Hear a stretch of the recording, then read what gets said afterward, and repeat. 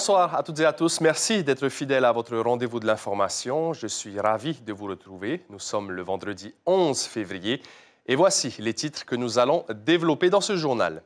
Les pharmaciens polynésiens veulent participer à la stratégie de vaccination du Fénois. Ils sont plus d'une centaine à avoir suivi une formation cette semaine. Ils espèrent, comme en métropole, être autorisés à vacciner.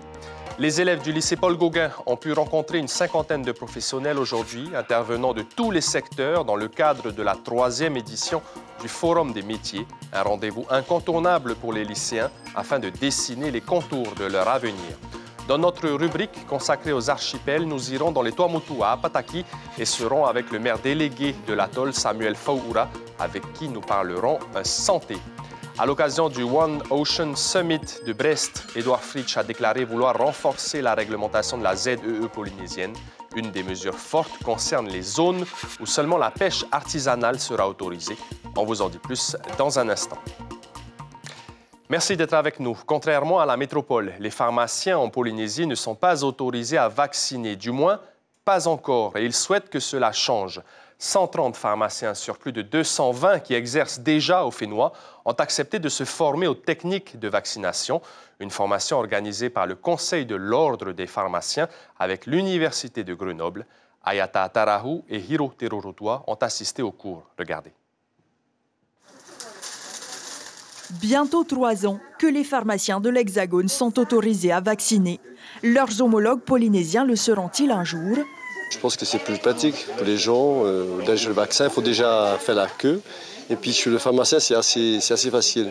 Donc, s'ils sont habilités à le faire, pourquoi pas. Les gens, quand ils ont une pharmacie juste à côté de chez eux, autant mieux le faire. C'est une bonne chose.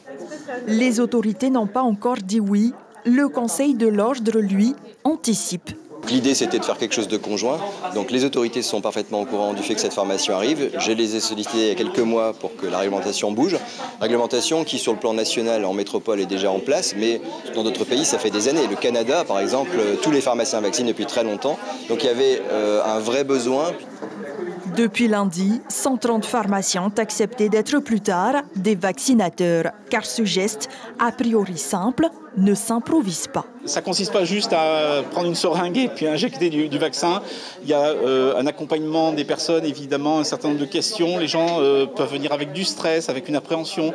Donc on leur apprend tout cela à prendre en charge la personne. D'abord, la préparation des vaccins. Il y a un certain nombre de vaccins qui doivent être reconstitués, fragmentés, notamment dans le cadre de la crise sanitaire, le vaccin contre le Covid.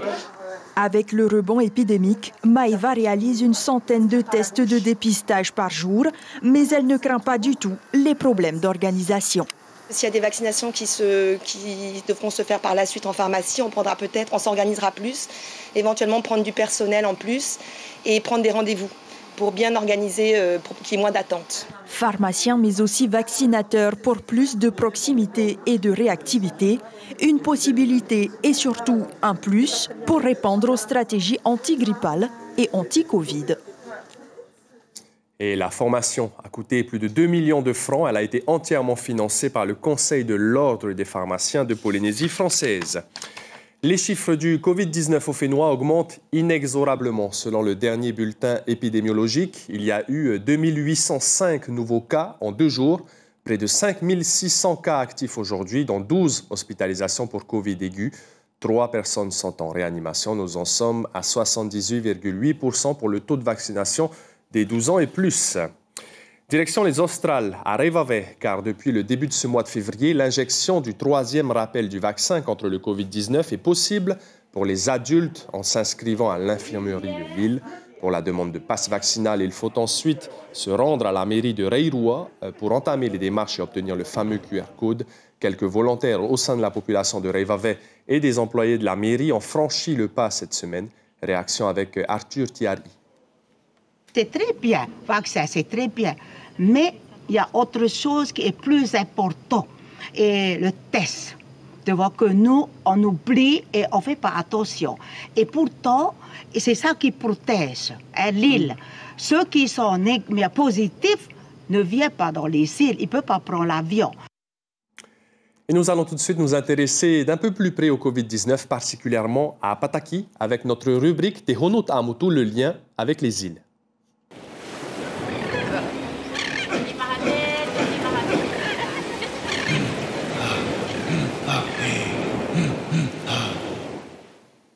Et nous sommes en direct avec le maire délégué de Apataki, petit atoll des Tuamotu, situé à 380 km au nord-est de Tahiti. Tavana Samuel Faoura Yorana, on vient de le voir à Reivave, le 3e rappel est possible pour le vaccin. Qu'est-ce qu'il en est à Apataki? Est-ce que les habitants peuvent se faire vacciner également à l'infirmerie? Oui, hein, les habitants peuvent recevoir des vaccins qui est à l'infirmerie de Apataki. Hein. Est-ce qu'ils sont nombreux, ces habitants, à venir se faire vacciner ou il y a encore des réticents? Oui, oui, il y a encore des personnes qui voulaient se vacciner ici chez nous à Apataki. Tavana Samuel Faoura, est-ce que vous avez des cas de personnes positives au Covid actuellement? Oui, il y a 39 cas recensés depuis l'arrivée du variant Omicron à Apataki et 33 cas actifs, des déconfinés. Et comment est-ce que ça se passe au niveau de leur prise en charge rapidement? Ils sont confinés chez eux? À la maison. Ils restent à la maison alors? Ouais. Ce ne sont pas des cas aigus alors? Non.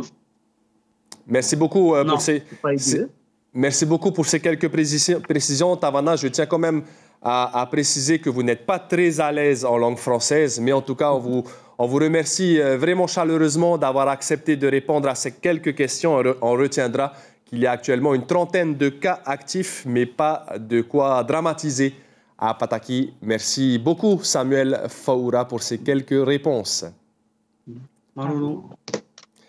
Quel métier exercer plus tard? Cette question, beaucoup de jeunes se la posent. Et pour aider à y répondre, le lycée Paul Gauguin a organisé la 3e édition de son forum des métiers avec pas moins de 50 intervenants de tous les secteurs.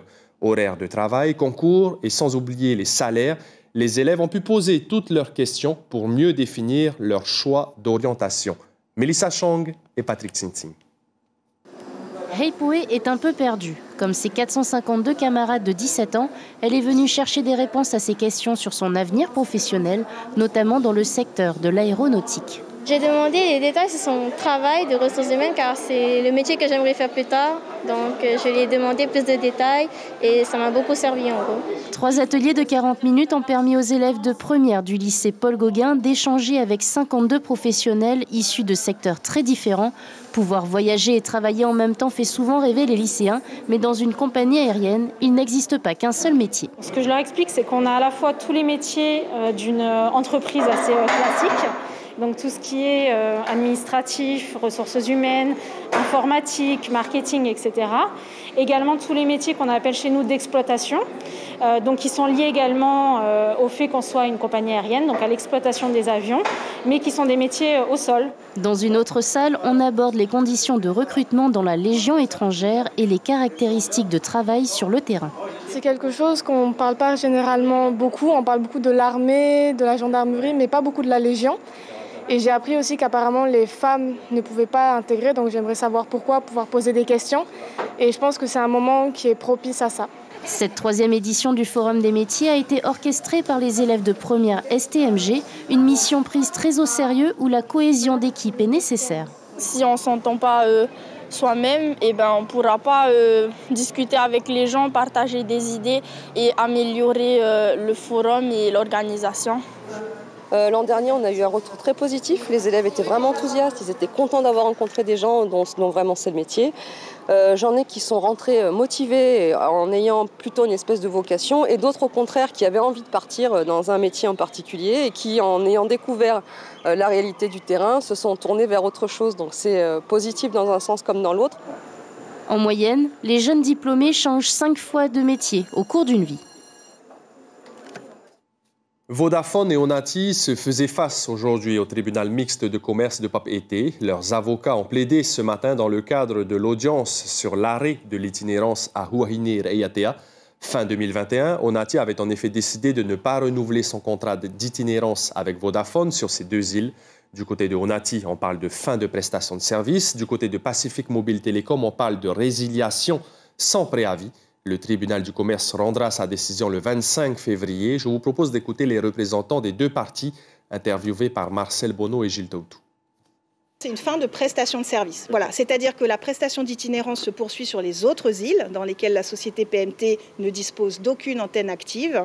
Mais en revanche, Ariata et Huahine, puisque PMT a des antennes actives dans ces deux îles et que grâce à ces antennes, elle peut fournir des prestations de téléphone à ses clients, eh bien l'itinérance doit prendre fin. Onati ne pouvait pas en prononcer la résiliation comme elle l'a fait, puisque c'était subordonné au respect d'un préavis de 12 mois qu'elle s'est abstenue de respecter. Alors après, il y a des arguties pour venir expliquer que ce n'est pas une résiliation mais une fin de contrat anticipée, ça s'appelle une résiliation. Il s'est tenu pendant 3 jours à Brest et s'est achevé aujourd'hui. Le One Ocean Summit, voulu et présidé par Emmanuel Macron, a rassemblé des organisations non gouvernementales, des entrepreneurs ou encore des scientifiques pour débattre de la préservation des océans. Ce vendredi, lors du segment politique, Emmanuel Macron a invité le président de la Polynésie, Édouard Fritsch, à présenter ses engagements en faveur de l'océan et sa biodiversité devant plusieurs chefs d'État et d'organisations internationales. Édouard Fritsch a fait quelques annonces. On fait le point avec nos confrères d'Outre-mer La Première. Mesdames et messieurs, lorsqu'Édouard Fritsch parle de l'océan, c'est d'abord en tahitien qu'il le fait.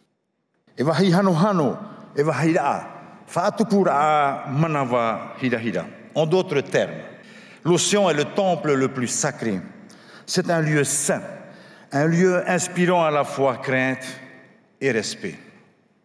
Mais c'est en français qu'il reprend pour annoncer les 4 engagements à venir de la Polynésie. La préservation de la biodiversité, la multiplication des réserves de biosphère, le classement des îles Marquises au patrimoine mondial de l'humanité est le plus ambitieux de ces engagements, une nouvelle aire marine protégée. Cette année, à l'occasion des 20 ans de notre sanctuaire marin, nous lancerons le projet Rahui Nui, une aire marine protégée d'au moins 500 000 km² située dans la partie sud-est de notre zone économique. Le président ambitionne encore pour chacune des îles du Fénois de consacrer une zone exclusive de pêche artisanale. Et enfin, s'adressant à Emmanuel Macron, il lui lance cette invitation. Vous aviez évoqué, il y a 3 ans, je n'oublie rien, la possibilité d'organiser un sommet rassemblant les peuples insulaires du monde entier. La Polynésie française est prête à accueillir cette première édition mondiale du One Island Summit et je vous propose de l'organiser au plus tard au mois de septembre 2023 à Tahiti. Dernier souhait d'Édouard Fritsch, que le Fénois soit reconnu zone maritime particulièrement vulnérable. L'un des 3 établissements de l'archipel des Marquises qui expérimente l'enseignement bilingue Eoenana et français a été visité hier par la ministre de l'Éducation. Il s'agit de l'école primaire de Patoa à Teohae à Nukuhiva, avec le centre scolaire primaire de Hakahaua Uapau et l'école de Hapatoni à Tahuata. L'établissement effectue ses enseignements dans les 2 langues. Le travail effectué par les équipes éducatives de ces établissements en matière d'apprentissage du Eoenana a été salué par la ministre. C'est un travail sur le long terme, comme nous le détaille l'inspectrice de la circonscription des Marquises, Aline Heita Archier. Elle est au micro de Marie Curva. Puisqu'on parle de parité horaire, à savoir 50% et 50% en français et en marquisien, eh bien, il nous faut des outils pour assurer cet enseignement à 50% en marquisien.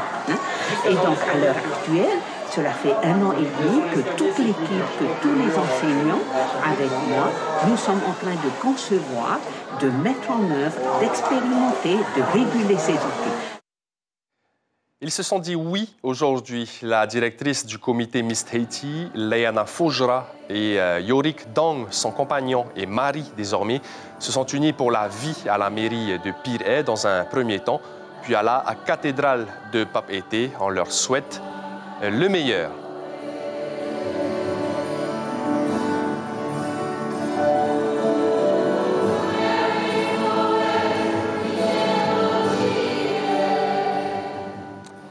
pour ceux qui ne vont pas faire la fête ce soir comme certains, à la télévision sur Polynésie la Première, il y aura la suite de votre série Meurtre à Senham, puis les Jeux olympiques d'hiver de Pékin, qui depuis le début en valent largement le détour. C'est à partir de 21h.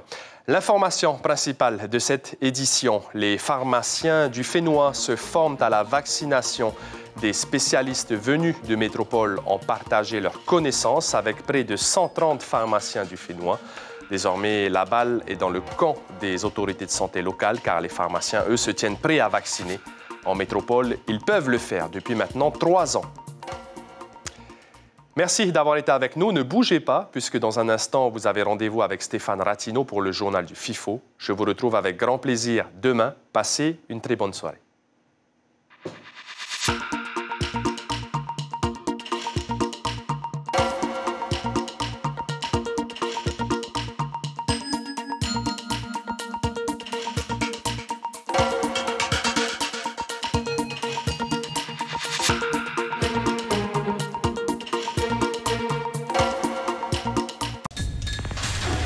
L'information en continu sur Polynésie la Première, Internet et réseaux sociaux.